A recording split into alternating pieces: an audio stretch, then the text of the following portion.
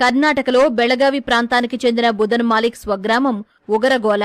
గత 10 ఏళ్లుగా అతను గ్రామ శివారులోని కొండపైనే నివసిస్తున్నాడు. నిత్యం యోగా చేయడం, ఆకులను తినటం అతని దినచర్య.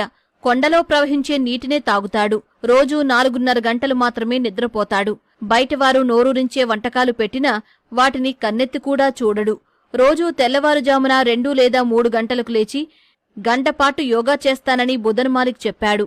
ఆ తర్వాత 2 ప్లేట్ల ఆకులను తిని స్నానం చేస్తానని తెలిపాడు. మళ్లీ మధ్యాహ్నం ఆహారంగా ఆకులను తీసుకుని విశ్రాంతి తీసుకుంటానని మాలిక్ చెప్పాడు. రాత్రి 8 గంటలకు గంటపాటు యోగా చేసి మళ్లీ ఆకులను భుజిస్తానని తెలిపాడు. ఒకరోజు కోతులు ఆకులు తినడం చూసి తాను ఆకులను తినడం మొదలుపెట్టానని మాలిక్ తెలిపాడు. ఆకులు తినడం వల్ల ఎలాంటి అనారోగ్య సమస్య రాలేదని చెప్పాడు. చిన్నప్పుడు ఇంట్లో ఉండటం నచ్చక కొండపైనే పొద్దుపోయే వరకు ఉండి తిరిగి రాత్రి గ్రామానికి వెళ్లేవాడినని మాలిక్ తెలిపాడు. మాలిక్ ఆహారశైలి గురించి బిఎంకే ఆయుర్వేద వైద్య కళాశాలకు చెందిన ఆచార్యుడు మహంతేశ్కు వివరించగా ఆయన కూడా ఆశ్చర్యపోయారు. పక్షులు, జంతువులు మాత్రమే ఆకులను జీర్ణించుకోగలవని ఆయన చెప్పారు.